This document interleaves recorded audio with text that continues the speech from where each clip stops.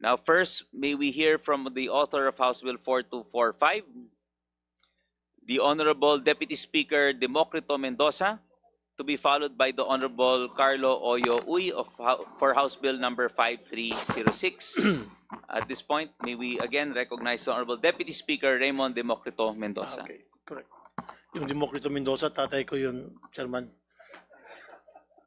Anyway, maayong hapon kay most of the industry is actually in Mindanao. Good afternoon, magandang hapon. Mr. Chair, that is correct, your observations. In fact, as early as 2014, I have been filing this particular bill, and hopefully under your watch, this can finally see the light na talagang kailangan.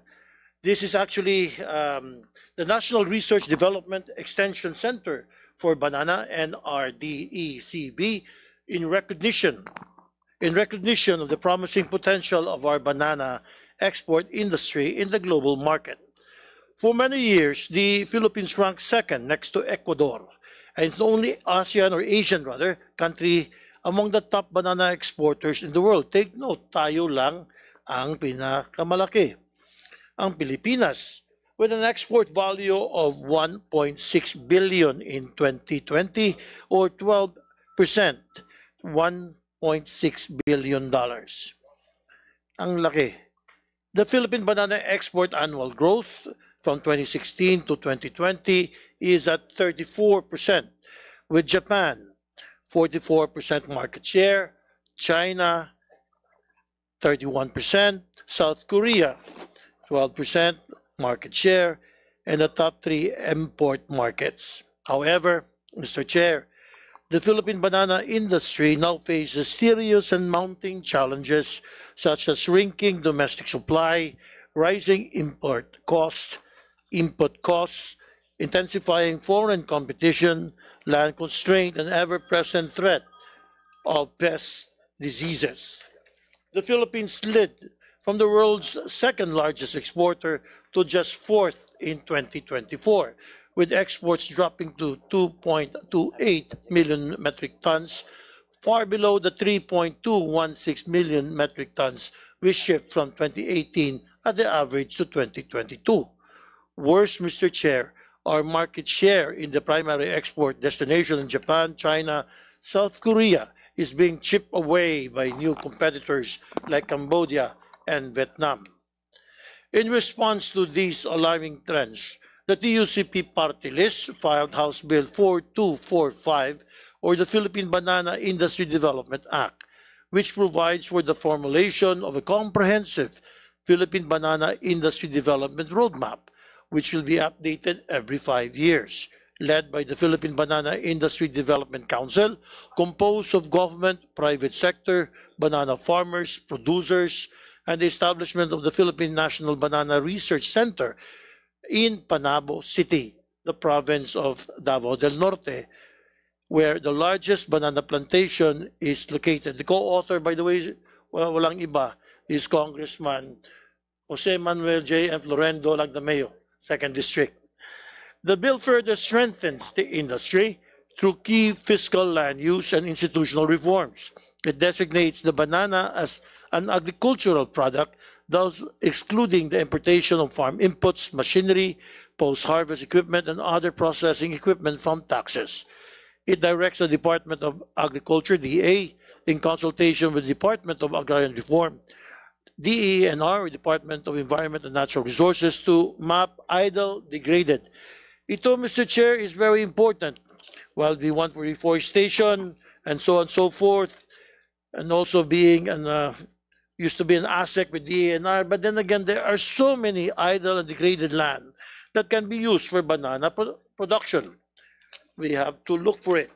Priority given for provinces in the regions of Davao, Socsagen, Caraga, Northern Mindanao, Maguindanao, Barn, and Maguindanao both, Norte and Sur, and Lanao del Sur.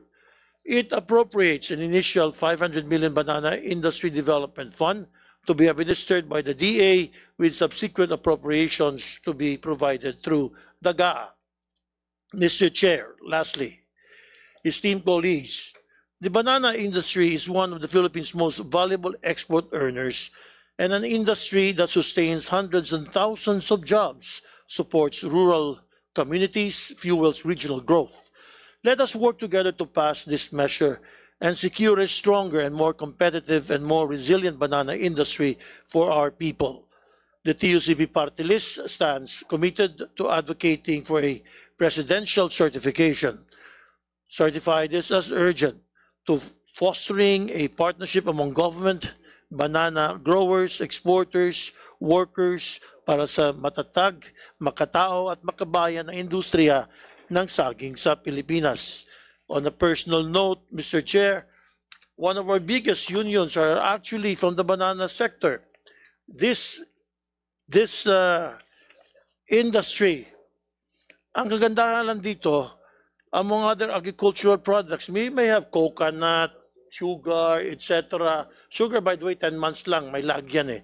The banana industry is all 12 months to a year. And most of them actually will always have completo. There's some of them are unionized, and some of them, and all of them, are actually with employee-employer relationship. Thereby, most of them and all of them, pati na yung mga labor and contracting, hope to God kung meron, SSS, PhilHealth, at Pag-ibig. Compared, and I was the chairman of Committee on Poverty Alleviation, compared to other crops, you give me a banana producing province, and they are way up there compared to other provinces that produces other crops.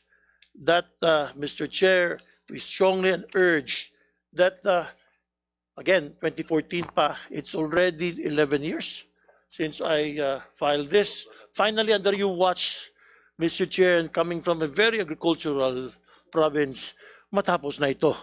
Daghang salamat, and I'd like to acknowledge, of course, the Philippine PGEA, which is the Philippine Growers Banana Export Association, led by Stephen Antig, and members of the Banana Industry Tripartite Council, which we just had a meeting last week in Alo Building in Davao, led by Bete Francia, and also there here, Mr. Chair. Daghang salamat, ug maayong hapon kaninyong tanan. Thank you, Chair.